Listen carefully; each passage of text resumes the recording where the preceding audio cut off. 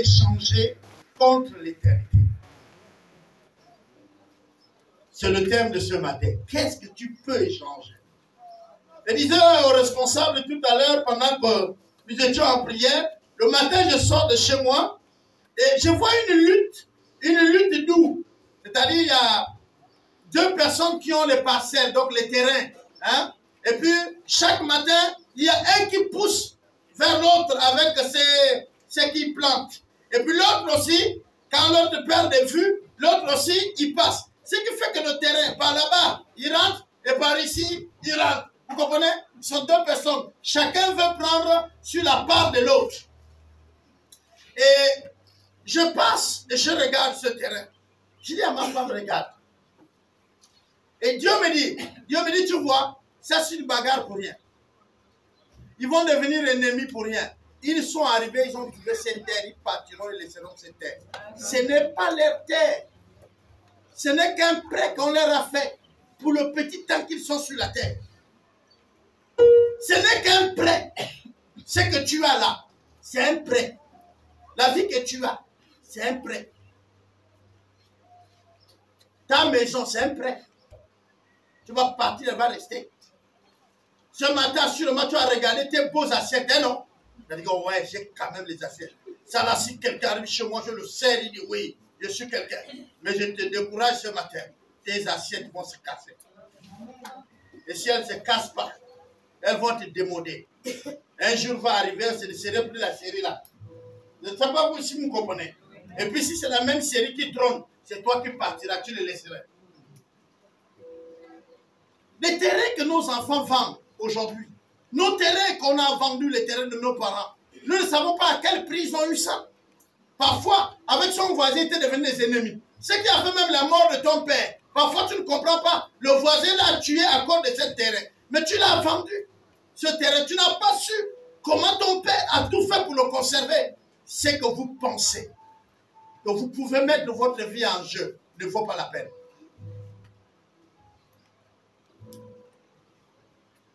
Tu as fait l'école, tu n'as pas fait l'école. Tu as l'argent, tu n'as pas l'argent.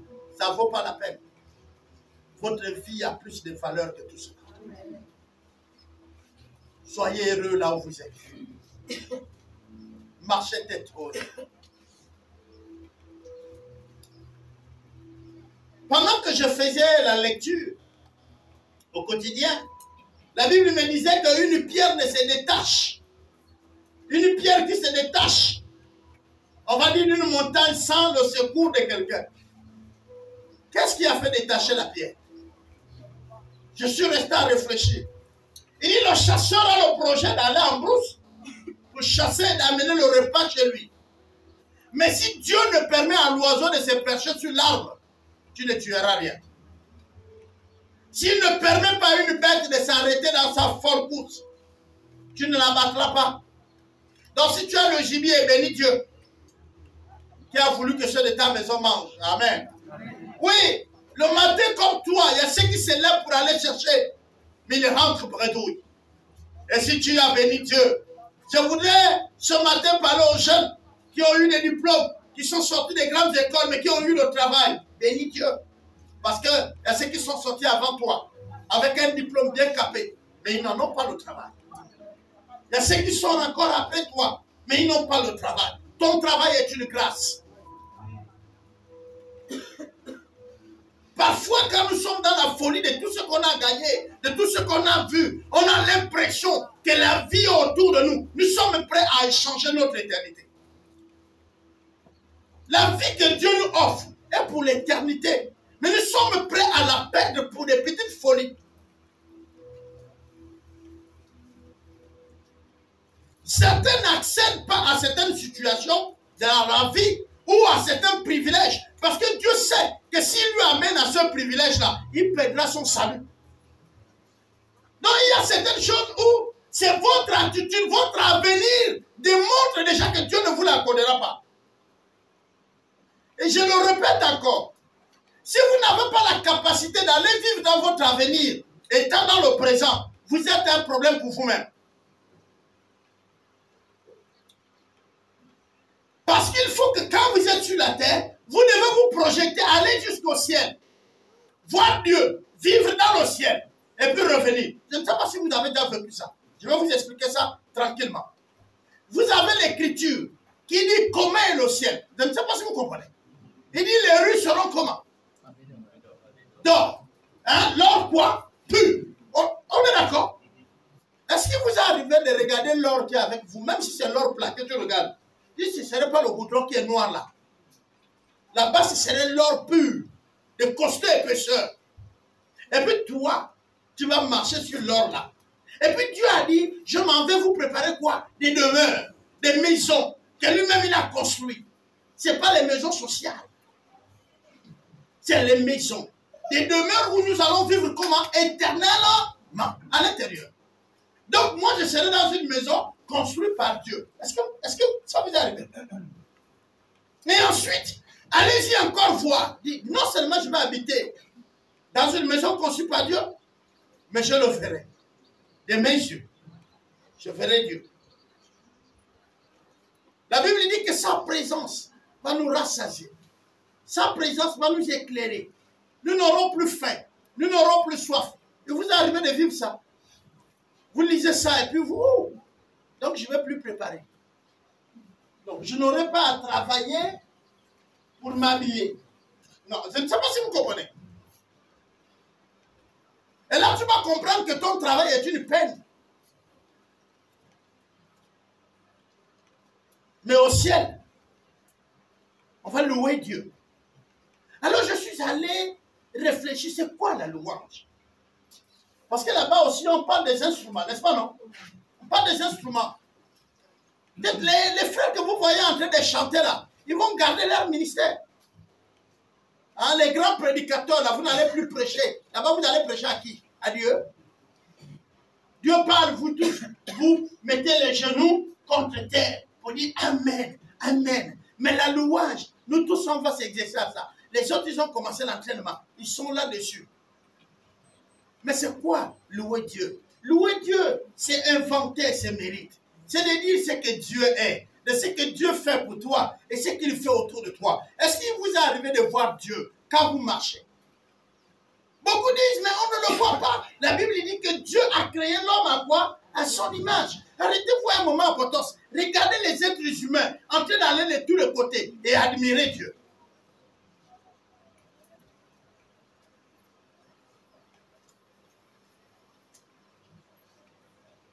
C'est des choses parfois, on est tellement occupé.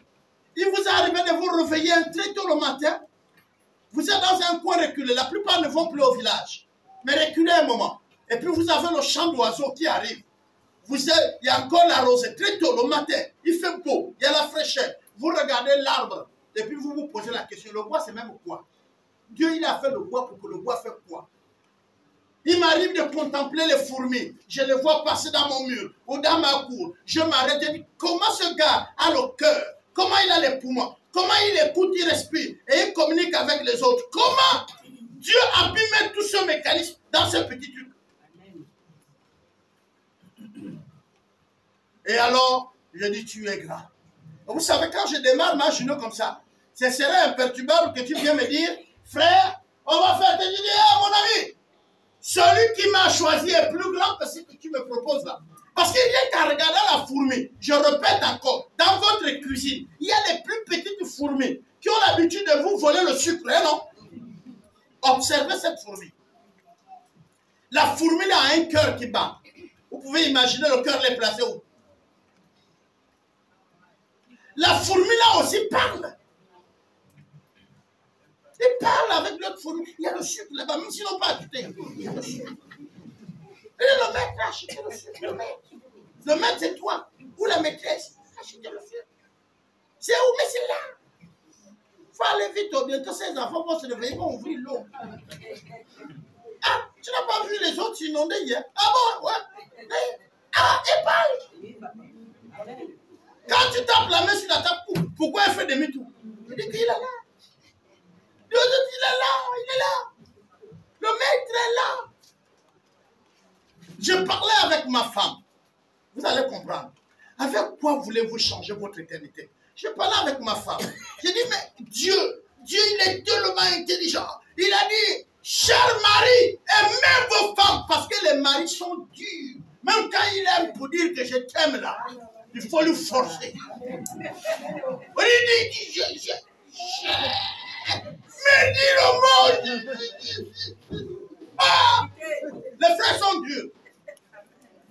La femme s'aimait, elle présente ses sentiments, mais on l'a dit à elle, sois soumise. La femme pour se soumettre, même celle qui pense qu'elle est soumise, pas là. Oh, oh, attendez, j'ai dit à ma femme, regarde, Sarah et Abraham, qui ne sait pas qui est le mari de l'autre et la femme, ils sont en train d'aller en Égypte. Abraham s'arrête. Vous parlez de la soumission à la femme. Abraham s'arrête, il dit à Sarah, là-bas, si on te demande, tu es ma soeur. Qui va dire oui à vous? Qui va dire à son mari que, oui, je vais dire que tu es ma soeur. Il a dit, oh, mon mari, là, tu mens. Mais tu es un chrétien. Tu ne peux pas mentir comme ça. Eh non. Mais Sarah était soumise. Eh non. Elle s'était. Elle a fait comme son maître a demandé. Sarah appelait son mari mon Seigneur. Quand vous lisez la Bible, il a établi qui? L'homme, comme le Seigneur de votre maison. Et ensuite vous, comme l'aide, le soutien. Et plus loin, ça, quand le pharaon voit la belle femme qui arrive, Sarah, le gars regroupe la dot. Donc jusque-là, Sarah ne dit pas, oh, arrête. On vient donner la dot. Abraham prend la dot. Sarah ne dit rien. Abraham donne au pharaon Sarah comme femme. Sarah ne dit rien. Est-ce que les mamans, jusque-là, vous êtes avec Sarah? Ou depuis longtemps, Sarah et vous là? Vous avez déjà séparé les routes. Voilà. Pharaon prend Sarah comme femme. Il l'amène chez lui. On est d'accord? Mais quand il veut connaître Sarah, c'est là où Dieu dit, hey, je touche la femme de mon serviteur aujourd'hui même. Tes jours cessent. Il revient, il voit Abraham, il dit, ah, mais pourquoi tu m'as caché ça? On dit qu'Abraham est le père de quoi? Vous savez, quand vous allez lire la Bible, il y a des moments où vous serez scandalisé, il faut courir vers les leaders. Pour dire, j'ai lu un verset là, je suis renversé. C'est pourquoi on a beaucoup là, il commence sa paroisse, et puis il prend le peuple et lui et court vers l'ambassade. Ils se noient tous là-bas. Et puis eux-mêmes, ils pensent que non, nous on se baigne. Tu dis même à ton frère, sors de là-bas, il dit non, ici il y a l'eau. Non. Ouais, mais l'ambassade que vous voyez là, quand il pleut en haut, là où tu étais là, c'était au bord. Mais quand l'eau là descend, ça devient le milieu. Le temps de rattraper le bord. Mayende, tu es parti. C'est trop tard. Et c'est comme ça que les groupes sectes ont fait beaucoup de mal en utilisant la parole. Abraham prend sa dot. Il met de côté. L'autre vient et dit, mais tu m'as trompé, frère. Il dit, hey, attends, si moi je n'allais pas te tromper, tu allais me tuer. Parce qu'il y a une autre loi qui dit que si le mari est mort, la femme devient libre. Donc, c'est ça que j'ai utilisé. Vous allez dire, oh mais Abraham, hé, attends. David, il a convoité la femme d'autrui. Mais pour que la femme soit libre, il a fait quoi du mari? Donc vous pensez que c'est Abraham qui ne savait pas que lui aussi on peut le tuer? À cause de Sarah.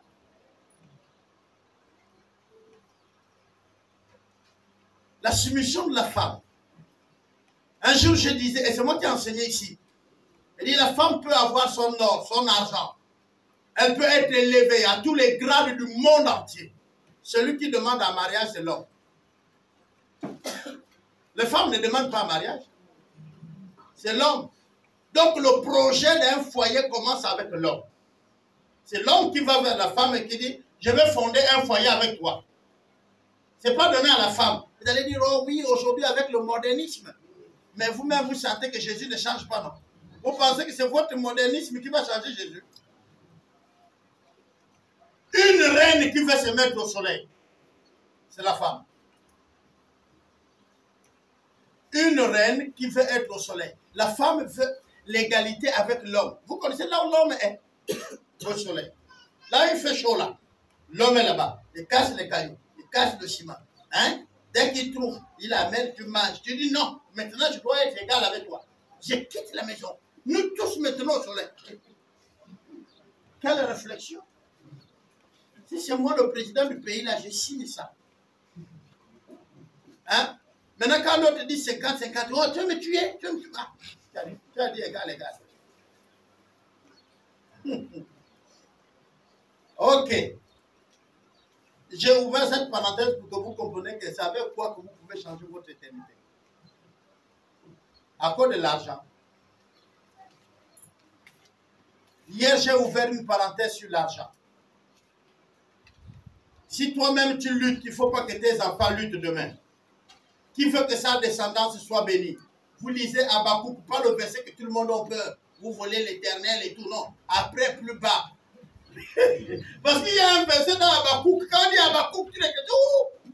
Parce qu'on dit, vous volez l'éternel avec les dîmes et les offrandes. Mais allez plus loin. Il dit, apportez dans la maison du Très-Haut les trésors. Hein, n'est-ce pas? Vous verrez si je ne ouvre pas pour vous quoi?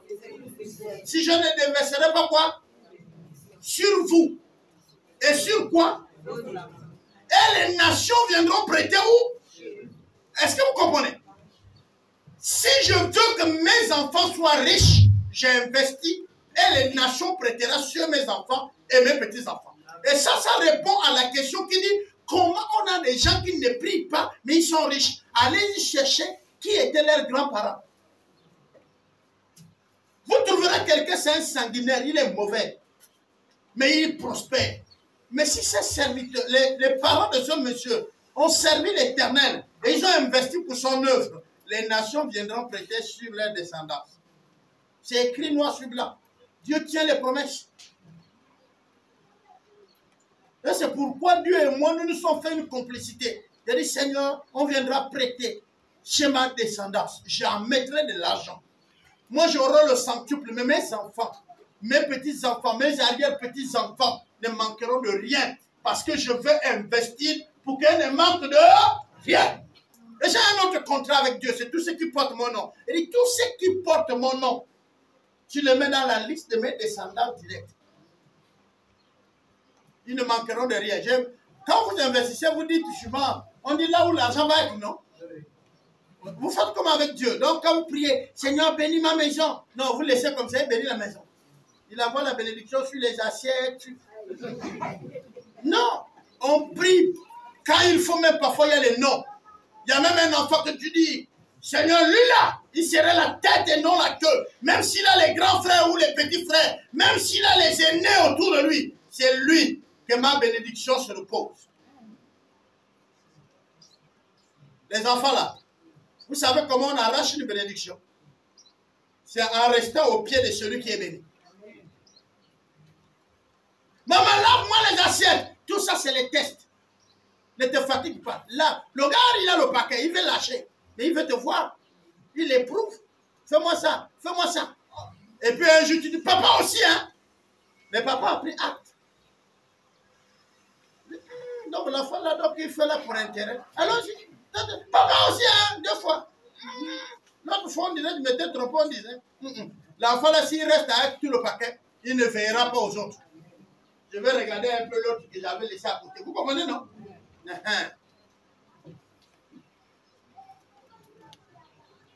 Le père de Jacob ne voyait pas Jacob. Sa bénédiction était sur Esaü. Est-ce que vous savez ça? Il dit à Esaü, mon fils, va en brousse là, prends-moi l'antilope, tu amènes, tu fais le repas comme tu as l'habitude de faire. Je mange après, je te bénis. Mais Jacob a couru au jardin. Pendant que l'autre court à la forêt, lui il a couru derrière la maison, dans les mêmes moutons du vieux. Et il a pris. Il vient. Et Jacob, le gars ne prépare pas, il dit, maman, tu connais le vieux. Donne-lui un truc, tu mets le cube. Le vieux serait KO. Maman aussi a bossé ça bien, du gros. Quand le vieux mange, il dit, bénédiction, bien. Tu es là, fils, oui. Bon, c'est vrai que l'odeur est un peu comme pour ton petit frère, mais quand je touche, je te sens, fils. Là, la sauce aussi, ça donne. Reçois. Le petit a reçu. Le temps que le grand vient, trop tard. Vous allez me dire, oh, mais il y a le phénomène va se répéter avec Dieu. Un jour, Abraham est sur l'arbre. Et puis, il y a 3 hommes qui se présentent à Abraham. Vous vous rappelez? Abraham le reçoit, il donne l'eau, mais il court, il prépare l'agneau. Après préparer l'agneau, il dit à Sarah, ma femme, je te connais, fais ça comme tu me fais là. Dieu mange. Dieu finit de manger, il dit, celui qui a préparé, tu l'es où? On dit que Sarah est là-bas, il dit, Sarah reçoit. Non, vous ne vous rappelez pas? Il dit, Sarah reçoit. À la même période que j'ai mangé, le fils viendra. N'est-ce pas, non? Donc faites attention, les vieux que vous avez là, quand ils mangent, tu restes proche. Mais mes filles là, fais le riz à papa, c'est. Hein? Ah, ma fille là, parmi les autres filles, toi vraiment, il faut dire que c'est proche. Fais encore. Agite le riz.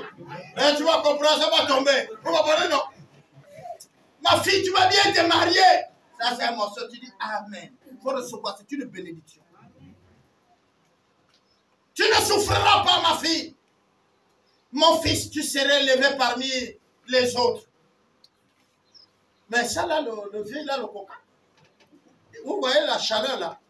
Le vieux boit le coca, il regarde le fils, il dit, ah, papa, tu mourras de vieillesse. Moi, j'ai mes oncles. J'en ai reçu plein. Je savais comment mes oncles étaient. Et j'amenais les choses où je savais.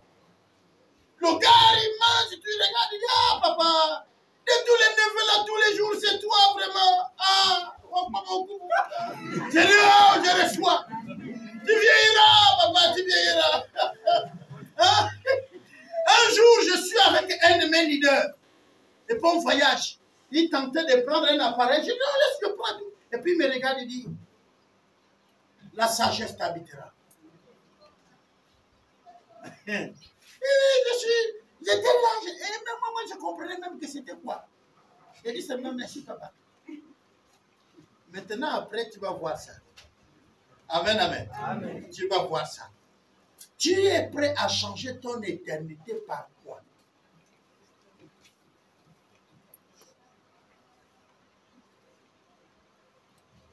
Je vais donner quelques versets qui sont les versets que nous avons déjà lus simplement. Nous sommes dans le livre de Jean.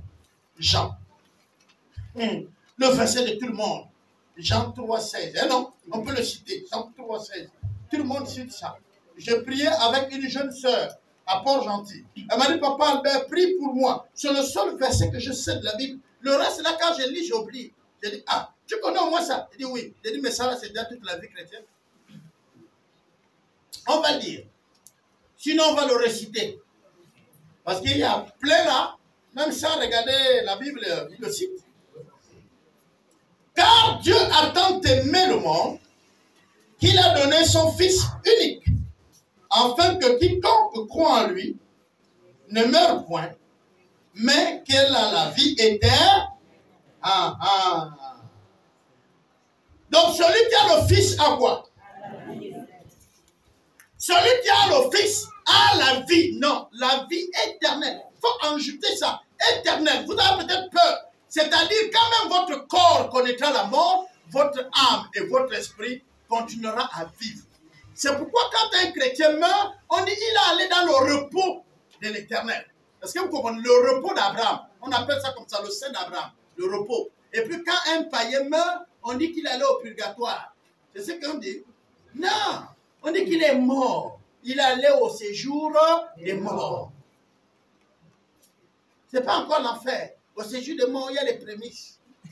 Les prémices de l'enfer. On ressent déjà un peu du gaz.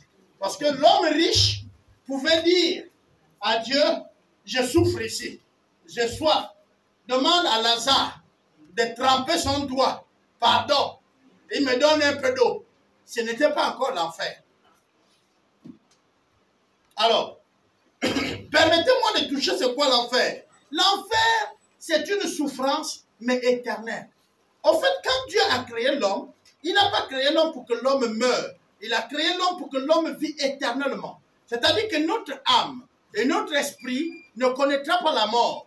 Que ce soit pour celui qui connaît Dieu, comme celui qui ne connaît pas Dieu. Seulement, ils vont vivre dans les lieux séparés. Ce que nous appelons paradis, c'est-à-dire auprès de Dieu, votre âme et votre esprit va vivre là-bas auprès de Dieu. Maintenant, l'esprit et l'âme de ceux qui n'ont pas connu Dieu, ceux qui se sont opposés à Dieu, va vivre hors de Dieu. C'est là où on appelle le lieu de graissement de dents et le lieu de quoi? Des ténèbres. Maintenant, je vais encore expliquer en bref. Quand vous arrivez dans le livre d'Apocalypse, il dit ceci, il dit que dans les derniers temps, quand l'église sera enlevée, les autres, les non-chrétiens et les faux chrétiens vont rester sur la terre. Et quand ils vont rester, ils vont voir Satan. Je suis en train de paragrapher pour que vous compreniez. Ils vont voir Satan et Satan serait là comme le maître. Il serait là comme le roi. Ceux qui ont fait la vie chrétienne qui ne tient pas route, qui est le cache-cache, Satan va envoyer ces gens les attraper pour les torturer, pour qu'ils nient où ils acceptent. C'est là où on parle de la grande tribulation. Vous me comprenez? Amen. Maintenant, quand ils vont vivre ça, il y a ceux qui vont encore être sauvés, comme des martyrs. C'est-à-dire, il y a ceux qui vont accepter qu'on les torture jusqu'à la mort. Mais il y a ceux-là qui vont renier Jésus. Seulement, ce serait le chaos sur la terre. Jésus ne serait plus. Alors, moi, j'aimerais vous poser la question. Est-ce qu'il vous est arrivé, vous, les chrétiens, d'observer une famille qui n'a pas Dieu dans le quartier? Vous êtes sans pour autant dire que parfois cette famille est pauvre, hein, n'est-ce pas? Mais pourtant, cette famille-là fait des dépenses plus que vous. Prenez, vous savez, c'est aussi simple. Si je vous demande de sortir vos portables, vous calculez une famille chrétienne et une famille païenne, vous calculez la dépense, vous allez vous rendre compte qu'au fait, la famille païenne a plus de moyens, mais elle est pauvre. Or, la famille chrétienne a moins de moyens, mais tout le monde la voit riche. On va aller simple. 1. Qui connaît le prix d'une brique? Ok. Et le prix d'un paquet de cigarettes? 1000 francs. Donc, avec 1000 francs, j'ai combien de briques? Vous avez compris, non? Ok. Aucun buveur de vin ne boit seul. Il doit toujours amener quelques disciples avec lui. Et donc, s'il n'a rien dépensé par jour, donnez-lui 5000. Non, donne-lui 5000. Vous faites 5000 fois 30. Il a dépensé combien? 150. Oh, c'est ça, non? Ok. Tu ajoutes 30 000 francs de cigarettes. 2 paquets. 180. Ok. Vous ajoutez les charges de son deuxième et troisième bureau. Oui. Mais c'est comme ça que ça se calcule. Vous allez vous rendre compte que le gars a beaucoup d'argent, mais c'est lui-même qui allait amasser les problèmes qui fait qu'il ne peut pas prendre soin de sa famille. Or, Dieu ici, quand il discipline quelqu'un, il le discipline avec toutes ses économies. Je ne sais pas si on se comprend. Désormais, il est concentré sur sa famille et ses économies ne sont pas dispersées. On dit qu'il est tocard parce qu'il ne fume plus. On dit que celui-là, il est gaspillé parce qu'il ne boit plus. On est d'accord? Mais après, les mêmes qui l'ont traité de tout viendront dire qu'il a la rose quoi à la franc-maçonnerie parce qu'ils voient ce qu'il fait. Vous êtes prêts à changer votre éternité avec quoi? Est-ce que vous voulez changer votre éternité, la vie que Dieu vous donne par le vin? Ou c'est à cause des femmes pour les hommes? Ou alors pour les hommes pour les femmes? Est-ce que c'est parce qu'il y a un homme? Non, l'homme est tellement beau que tu es prêt à aller en enfer pour lui. Ou non, la femme est tellement belle? Non, non, non, non. elle s'occupe bien de toi, tu es prêt à aller en enfer pour elle. Tu changes ton éternité contre quoi? On va prendre la franc-maçonnerie ou la Rose-Croix. Elle va vous donner les voitures et les maisons. Est-ce que tu es prêt à perdre l'éternité pour les maisons et les voitures qui ne t'accompagneront même pas au cimetière? Vous savez, tu peux avoir autant de voitures que tu as, mais le jour de ta mort, c'est le corbillard qui t'amène. Tes voitures restent garées. Parce que ceux qui les ont déjà choisis ont dit ma voiture ne bouge plus. Le gars n'a pas cotisé, mais il a déjà dit ça, c'est celle que je prends, et il a gardé les clés. Quand on dit bon, on va aller payer même du café pour les gens qui veulent. Non. Pourquoi c'est celle que j'ai choisie, vous voulez conduire? Prenez le taxi, il est même prêt à vous donner 10 000, prenez le taxi. Laissez ça.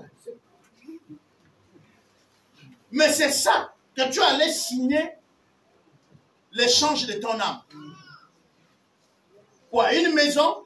Tu allais signer l'échange de ton âme pour une maison?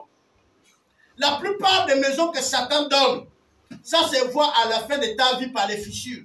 Et il n'y a personne qui habite dedans. Tes parents fuient. Parce que les hiboux du quartier vont venir là. C'est leur zone, ils savent. Donc, le jour même qu'on pleure le gars sur les arbres à côté, si tu regardes, il est déjà là. Ah, allez-y, libérez-nous. En Franceville, ici, on peut compter les villas où les gens ne rentrent pas, les propriétaires ne rentrent pas.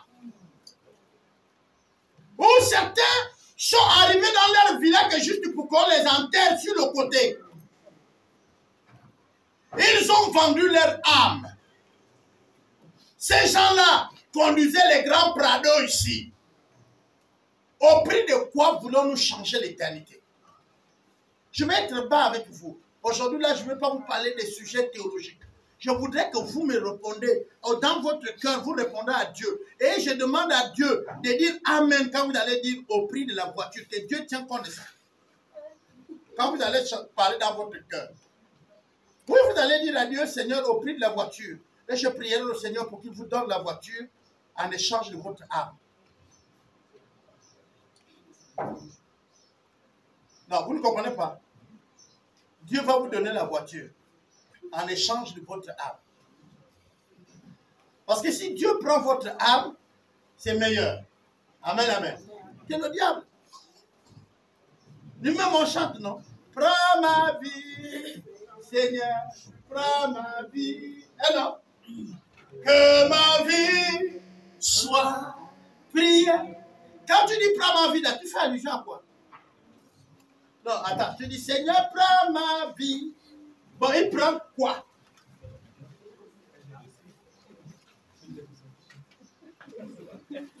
Non, le Seigneur prend quoi? Je vous ai dit, il y a les cantiques qu'on nous chante pour nous, hein, c'est pas pour Dieu. C'est le Seigneur te pose la question, je prends quoi?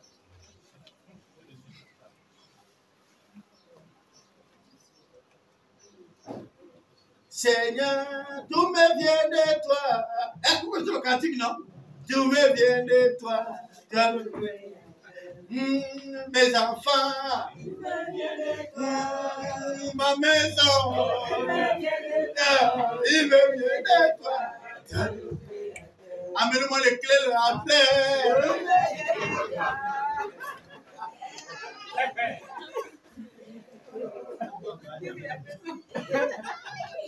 Les maisons, c'est pour qui? Pour le Seigneur, non? Amène-moi les clés à la fin.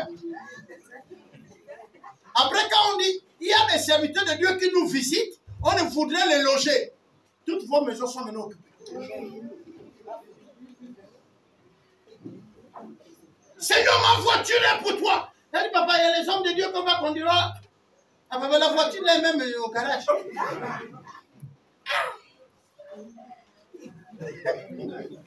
Bon, nous, si nous les hommes, on rêve d'étonner. Dieu lui-même. Il dit, ce peuple m'honore de quoi? Mais leur cœur est comment? S'il vous plaît, apprenez à associer votre cœur avec ce que vous décidez. La différence avec les Africains, je vais vous dire une chose. Tu vas trouver des petits Européens américains, ils ne lisent pas trop la Bible, il a 5-6 versets, mais ils les appliquent.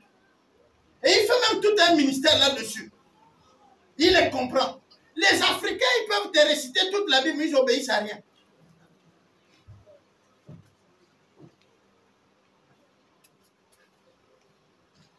Nous ne sommes pas ambitieux. Nous n'avons pas des objectifs à atteindre avec notre vie. Niveau bac, l'enfant va te dire, je ne sais pas encore ce que je vais devenir, mais on verra ce que Dieu permettra. Il y a un problème.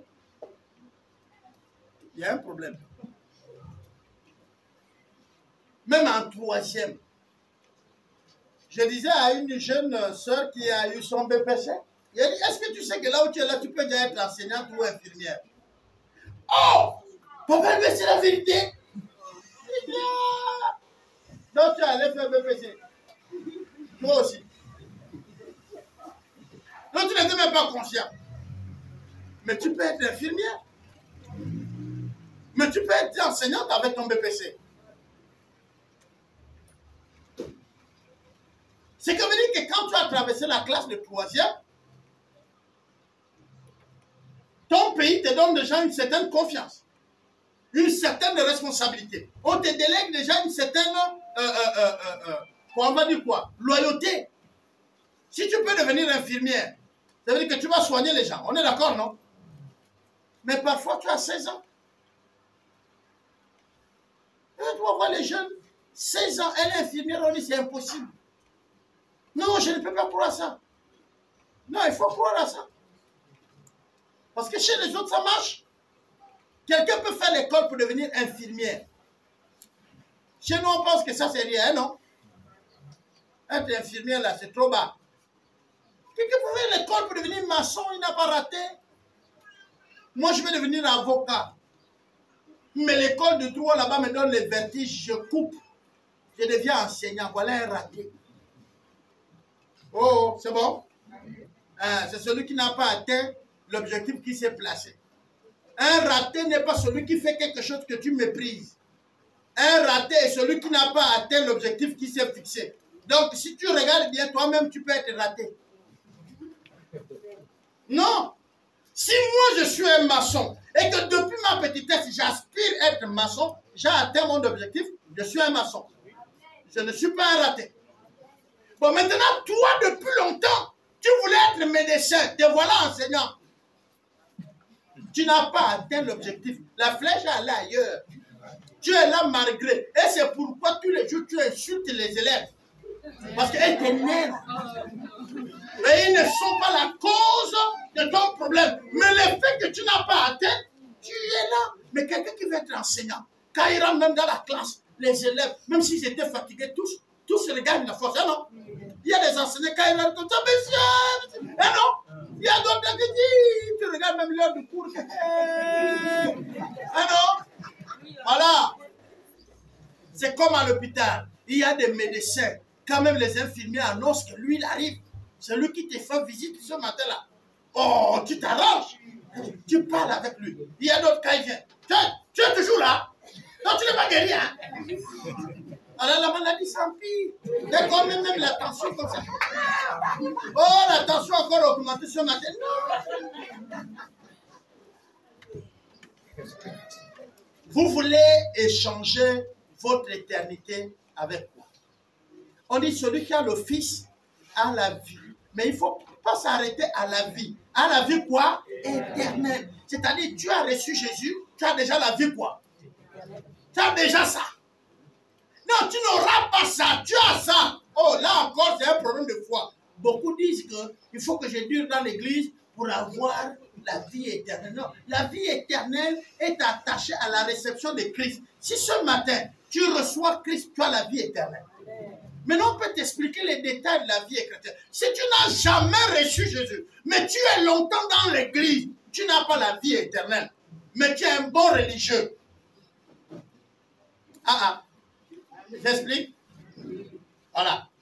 Le religieux, c'est celui qui obéit même aux principes publics, à tous ceux qui ont fait, mais qui n'a pas fait une relation personnelle avec Dieu. Et très souvent, vous allez voir que les évangéliques vont te poser la question, est-ce que tu as reçu Christ? Si tu dis oui, il va passer à autre chose parce qu'on respecte le salut de chacun. Mais si tu dis non, il va te dire, alors on va prier. Et il va t'aider à renoncer le péché et à inviter Christ dans ta vie. Et souvent, quand on le fait, c'est aussi simple. Mais je vous dis, si c'est vrai que tu étais sincère, les fruits vont se manifester quelques mois et quelques années après. Tu vas savoir que ta vie commence à changer. Ton intérieur commence à prendre des décisions bien résolues. Mais tu ne comprends pas, c'est parce que Christ a fait le siège. Est-ce que vous savez que Christ vient dans ta vie, les démons disparaissent? Si même les démons habitent en toi, il y en a plein qui te fait courir la première. Nous avons eu à avoir la grâce pour cette église. C'est un secret, mais on a eu la grâce de faire la délivrance de plusieurs fous ici, qui venaient même enchaîner. N'est-ce pas, non? Aujourd'hui, les frères se portent bien. Il faut qu'on vous le montre pour que vous sachiez qu'il était fou. Mais qu'est-ce qui s'est passé? Les démons sont venus habiter. Est-ce que vous comprenez? Mais la première chose seulement, on a dit, reçois Jésus. Il a reçu Jésus. Il venait au culte. Hein?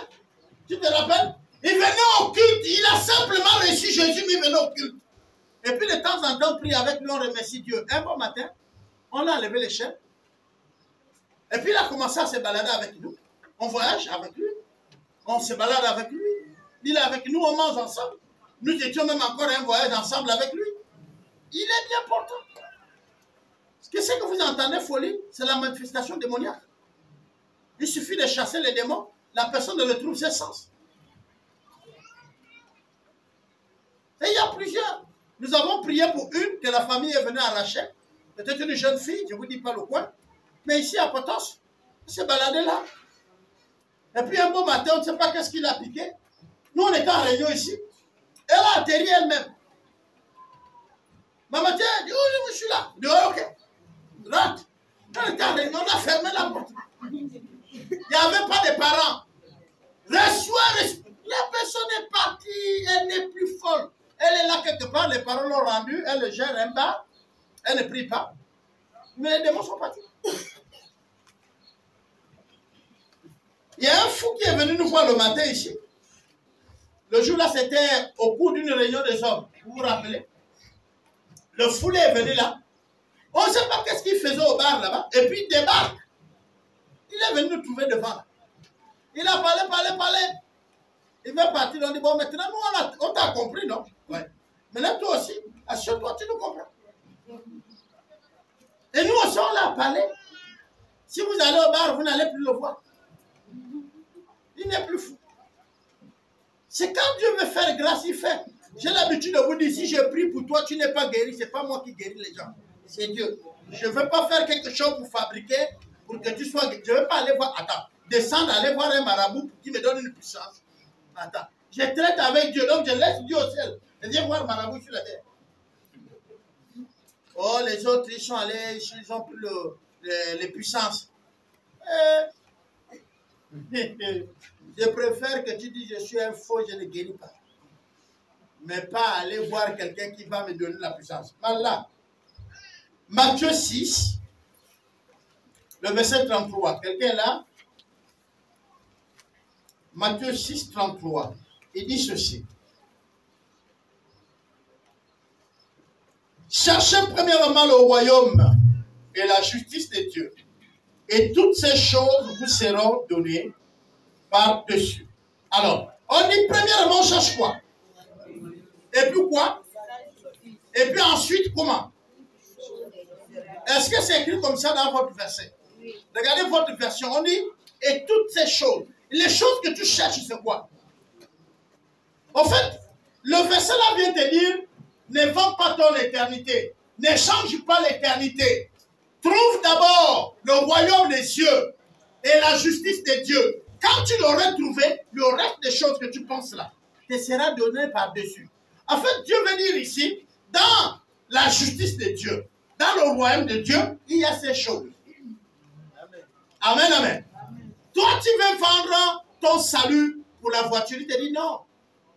Dans le royaume des cieux, dans la justice de Dieu, il y a les voitures. Tu veux vendre quoi pour les enfants? Il te dit, dans le royaume des cieux, dans la justice, il y a les enfants. Tu peux vendre ton salut en échange de quoi? Le travail. Parce que quelqu'un va te dire, bon, écoute, tu as trop chômé, viens travailler, et puis tu deviens ma femme, un autre homme. Et puis toi aussi, que bon, j'ai fait comment? Non, Dieu te dit. Dieu, il te dit ce matin par ma bouche. Cherche premièrement le royaume des cieux et sa justice. Et le reste des choses te sera donné par-dessus. Alors, je disais un jour, et j'ai parlé avec le pasteur Alexis, je l'ai parlé également avec Serge, je l'ai parlé avec Jean, avec la plupart des pasteurs, et je les ai dit, ce qu'un athlète a produit pour avoir la médaille d'or là, si toi tu veux lui arracher ça, il faut produire plus que ça. Je ne sais pas si on se comprend. Oui, dans le salut, il y a le travail, bien aimé. Il y a des grâces. La Bible dit qu'il y en a ceux qui seront sauvés, mais comme s'ils sont passés par le feu. Donc, on investit pour le royaume des cieux. On travaille pour certains mérites. On s'exerce pour être leader. Tu ne peux pas avoir la responsabilité des autres et que tu ne lis pas la Bible. Tu ne peux pas avoir la responsabilité des autres et que tu ne fais pas d'études. Tu ne peux pas être leader et que tu n'as pas de bases bibliques qui peuvent arriver à encadrer les autres. Quelqu'un va être jaloux parce que l'autre, il a 6 mois dans l'église ou 1 an et puis on l'a élevé en responsabilité. Toi, tu as 25 ans, jamais on t'a nommé. Mais tu es Kabouka.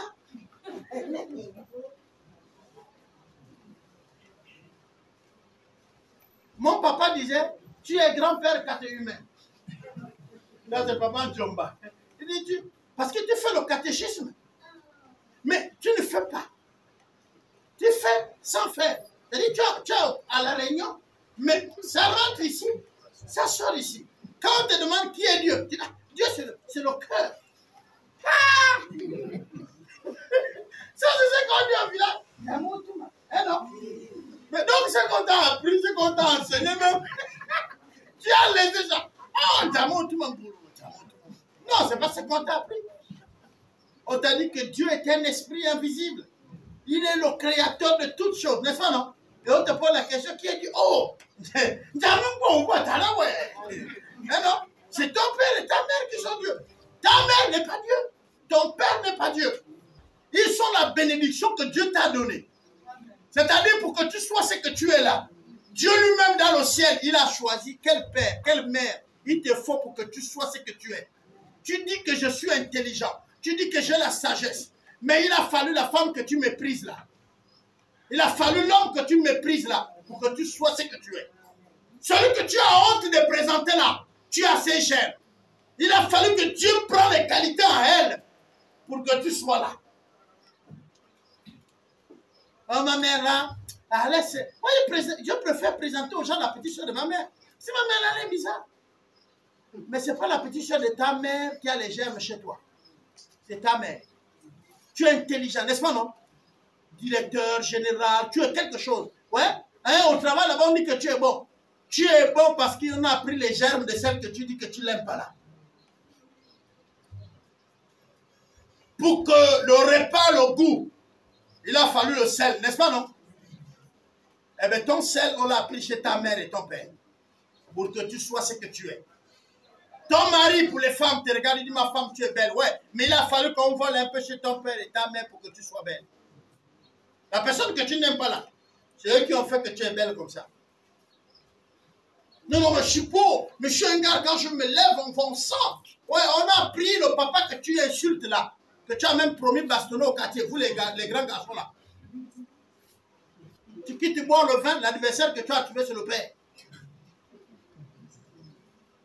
Oui. Vous faites les bagarres avec les papas. Vous menacez vos pères. Vous n'êtes pas soumis. C'est pourquoi beaucoup meurent avant les parents. Même les mamans aussi, hein. Elles menacent, hein. Oh, Vous souffrez. Jean 17 dit ceci. On va terminer par là. À Jean 17.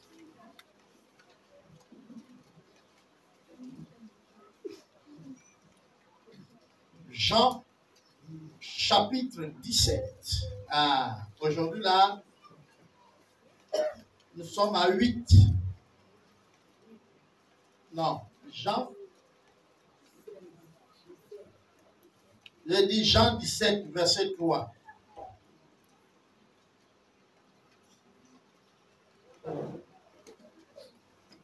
Or, la vie éternelle, c'est qu'ils te connaissent, toi le seul vrai Dieu, et celui que tu as envoyé, Jésus-Christ. Or, parce que je parle ici de la vie éternelle, n'est-ce pas, non? Donc, je reviens maintenant pour expliquer c'est quoi la vie éternelle. La vie éternelle, or, la vie éternelle, c'est qu'ils te connaissent, toi le seul vrai Dieu, et celui que tu as envoyé, Jésus-Christ. La vie éternelle, c'est connaître Dieu. Or, on ne peut connaître Dieu que quand il s'est révélé. À partir de ce que Dieu t'a montré. Par exemple, j'ai dit, je connais mon frère. Non, connaître n'est pas savoir son nom et son prénom. Connaître ici, c'est aussi capacité de connaître son comportement, de discerner certains traits à la personne. Qui est Dieu? Comment est Dieu? Comment réfléchit Dieu? Comment analyse Dieu? Comment Dieu ressent? Comment Dieu touche? Comment Dieu parle? Dès que tu as ça, tu connais Dieu. Alors pour ça, il faut être aussi avec les autres. Quand on étudie Dieu, on étudie Dieu à partir de ce que Dieu s'est révélé. Parce que Dieu n'est pas une matière pour qu'on l'étudie. Dieu, il s'est révélé, c'est-à-dire il s'est fait connaître. Et ensemble, les mercredis, nous nous retrouvons ici pour comprendre Dieu dans ce qu'il nous a révélé. On appelle ce temps l'enseignement. Or, la plupart d'entre nous, c'est le dimanche, nous sommes beaucoup. Mais quand il faut savoir qui est Dieu, là, nous sommes plus beaucoup. Mais on dit, je connais Dieu. Non, connaître Dieu. Je vais vous poser la question. On dit que Dieu est patient. Il est lent à la colère. Maintenant, je vous pose la question. Dieu se fâche ou ne se fâche pas? Est-ce que vous comprenez? Est-ce que Dieu punit? Est-ce que Dieu bénit? Est-ce que Dieu aussi peut être mécontent? Comment tu sauras qu'il est mécontent de ce que tu as fait?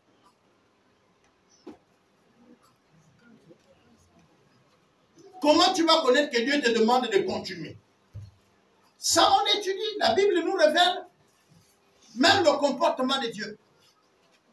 La Bible nous dit comment discerner la voix de Dieu dans toutes les voix que nous entendons dans notre intérieur. Parce que dans notre intérieur, face à une situation, nous avons toujours beaucoup de voix. Il y a la voix qui te dit, tu peux rendre. Il y a la voix. Et bien, souvent on dit non, c'est la voix qui te dit, ne fais rien là, c'est pour Dieu. Eh non? Ah non? Ça c'est bien. Et la voix qui a dit à Jésus qu'il faut chasser ses gardes du temple, renverser. Vous pensez, il a attrapé les pigeons et remettait à chacun ses pigeons. Hein?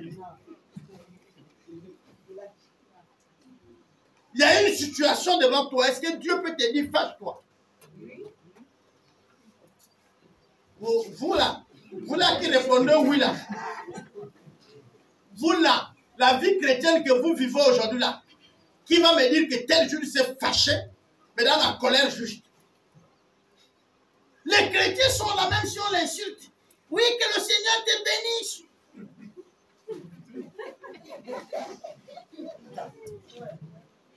Donc on vous a dit que les chrétiens bénissent même ceux qui les menacent comme ça.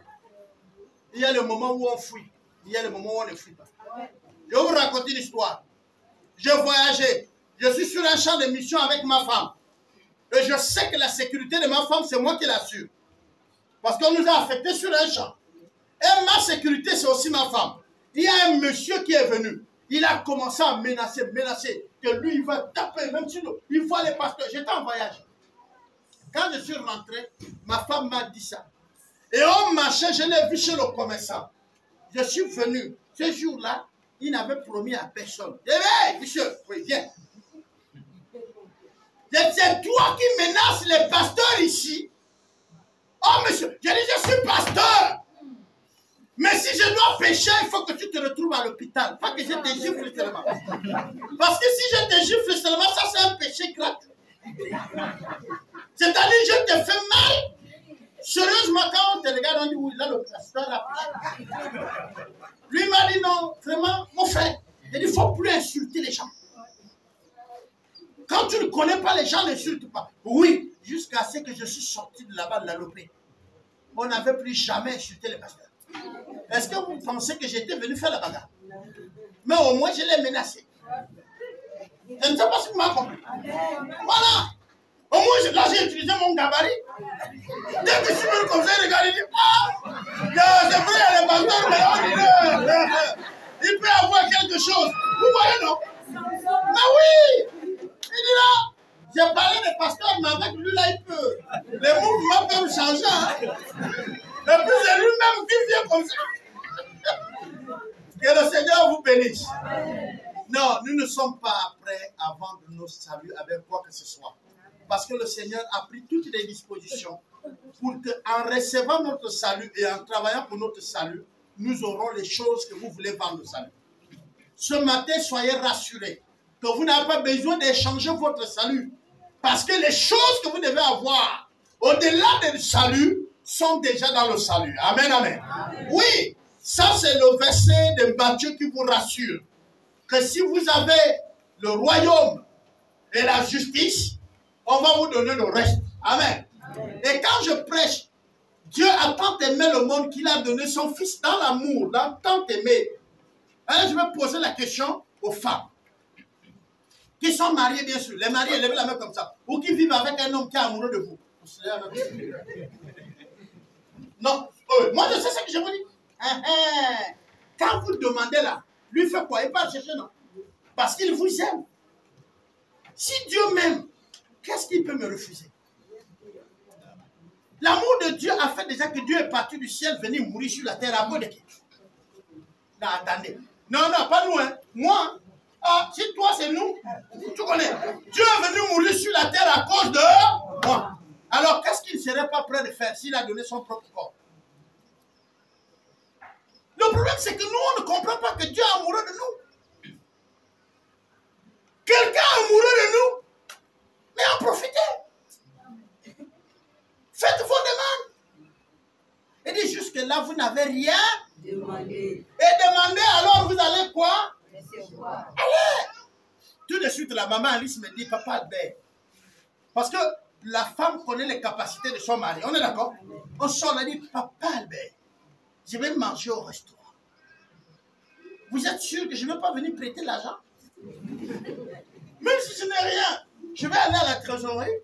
Je dis, bon, à la fin du mois, vous pouvez couper là. Il faut donner. C'est la fin du mois que je vais regretter. Pour le moment, je suis dans les fêtes de l'amour. Donc,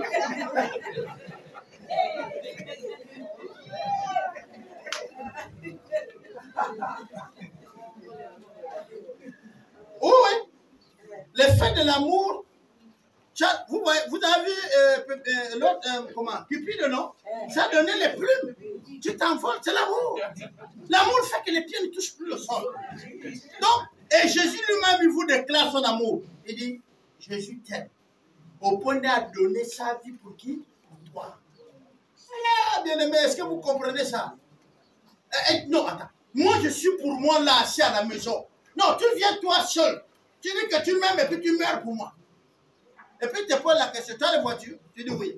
Tu as les avions? Tu dis oui. Tu as tout ça là? Oui. Mais tu attends encore quoi? Mets-moi là-bas. Mais c'est ce que le Seigneur Jésus est venu faire pour nous. C'est-à-dire qu'il est venu lui-même. Il est venu avec toutes ses richesses. Il est descendu sur la terre. Et puis il t'a dit, toi, prends. Toi, prends. Toi, prends. Je ne sais pas si vous comprenez. Je vous avais promis un enseignement sur la relation de l'époux et l'épouse. Je suis en train de préparer toujours sur le module, mais il y a une bonne partie maintenant qu'on peut comprendre. Le cœur d'un époux pour l'épouse. C'est l'histoire de Dieu et l'Église. nous sommes l'épouse et Christ est l'époux. Comment vous ne comprenez pas ça? Vous êtes prêts à vendre la relation que vous avez avec Dieu en échange de quoi?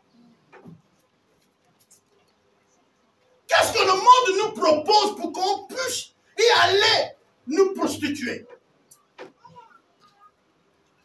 Qu'est-ce que la Rose-Croix peut nous offrir pour que nous soyons prêts à tromper notre époux?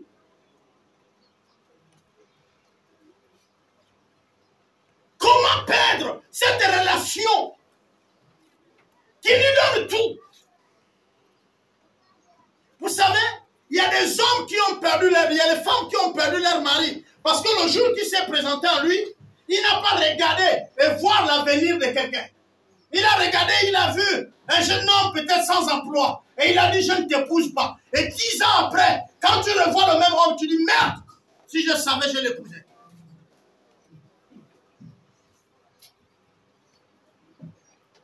Quand Christ vient à nous, bien aimé, c'est la révélation pure de la richesse. Jésus, il n'a même pas la richesse, il est la richesse. L'or que vous parlez, c'est lui qui l'a mis dans la terre. Le pétrole, c'est lui qui l'a mis sur la terre. Le sable, c'est lui. Il est le créateur de tous ces biens. Qu'est-ce que nous... Est-ce que vous savez que Dieu peut vous épater? J'ai connu un pasteur et je l'ai invité une fois ici, le pasteur Mimi. Il était ici, il n'avait pas intervenu, il a fait le culte avec nous. À la fin, je l'ai présenté. Son enfant était malade, c'est à Libreville, au Gabon. Son enfant était malade, ils sont arrivés à l'hôpital avec la femme. On a dit pour opérer ton enfant, c'est telle somme. Il n'y en avait pas. Le pasteur est revenu, il est d'Akieni. Il est revenu chez lui et il pleurait dans sa chambre. L'argent est sorti du mur là. Est tombé sur son lit, la somme nette. Très bien. Hey, je ne vous parle pas des histoires que j'ai entendues. J'étais avec lui. L'argent est sorti du mur là. L'or et l'argent. Vous avez dit c'est la magie, mais Dieu au-dessus de la magie. Amen. Comment vous pouvez parler? Vous reculez Dieu de la magie. Un charlatan qui fabrique les feux et puis vous trompe. Non, Dieu au-dessus de ça. Beaucoup d'entre vous là, parfois, le remblai que vous avez fait qui est en bas de votre lit, il y a un gros morceau d'or, même dans la terre, là, vous avez mis le ciment, vous ne savez pas. Qui connaît l'or? Moi, je dis, les gens de Mwanda, quand ils construisaient, le manganèse, ils faisaient le remblai, non? Regardez tous les imams, on leur dit que passez de l'autre côté, vous êtes sur quoi? Et dormez sur quoi? Sur le manganèse, l'ignorance. Le blé venait leur dire, je vous construis les maisons de l'autre côté. Là, vous êtes sur le manganèse. Hein, non? Donc, tous les jours, il dort, il se réveille, il marche. Il a creusé une fosse septique, il chie. Sur quoi? Le manganèse. Sur la richesse. Parce que le pauvre ne sait pas qu'est-ce qu'il faut faire avec. S'il vous plaît, je vous en conjure, ne changez pas Dieu pour quoi que ce soit. Amen. Gardez et vous serez enrichis. Patientez encore un peu. Ne changez pas Dieu. Il n'y a rien qui vaut Dieu et votre salut. Ne changez pas ça. On vous a promis quoi? Pas de poste au travail. Non, tu chômes depuis, tu fais le travail. Ne change pas. Ne change pas. Reste tranquille. Hey, nous on appelle aussi le Dieu de la dernière heure. Au moment où tout est perdu. Joseph, il a fait quelle école? C'est les rêves. Il est devenu premier ministre. Les rêves. Moi j'entends les gens dire, moi j'ai appris. Joseph, il a rêvé. Il a rêvé, il est levé. Il a rêvé, il est levé. Et puis 2 personnes viennent lui raconter les rêves, il explique. Et puis le roi rêve, lui il explique. Premier ministre. Voilà, 4 rêves. Premier ministre. Donc tu te dis, tu n'as rien, non? Tu n'as rien. Mais Dieu te pose la question, tu as quoi? Frère, ce que tu sais faire là, à base de ça, Dieu va t'élever. Ne change rien. Au moins, je ne sais rien faire dans la vie, mais tu prépares, non? Un jour, tu vas entendre qu'on cherche quelqu'un qui prépare bien le manioc. Et puis on te dit que c'est toi. Et puis voilà toi. Spécialiste du manioc du Premier ministre. Tu es déjà à Libreville. Tu es à Libreville. Ah oui. Eh oui. Vous voyez, non, ça fait rire, non? Mais moi, j'aimerais vous dire, les Blancs, ont demandé que maintenant les hommes préparent, c'est les cuisiniers, hein, non? Les mêmes hommes là refusent de préparer à la maison, hein, non? Mais au restaurant, c'est lui qui prépare, hein, non? Parce qu'il y a l'argent, non? Quand on va te dire faire le manioc, il y a l'argent, est-ce qu'il y a un problème? Où est la différence entre un boulanger et puis la maman qui fait le manioc? Le manioc, c'est notre pain. Vous pensez que le pain est plus valeureux que le manioc? À midi, là, qui soutient plus? Vous tous, vous connaissez qui soutient? C'est que le blanc amène toujours, il nous fait croire que c'est supérieur pour nous. Et nous sommes complétés, c'est faux. Malachie 3, 10 à 17, vous pouvez lire ça à la maison. C'est ce que j'ai parlé là, de la bénédiction. Hein? Voilà. Ok. Nous voulons encore une fois de plus regarder au plus profond de notre cœur et dire au Seigneur, Seigneur, si j'ai changé quelque chose, pardonne-moi.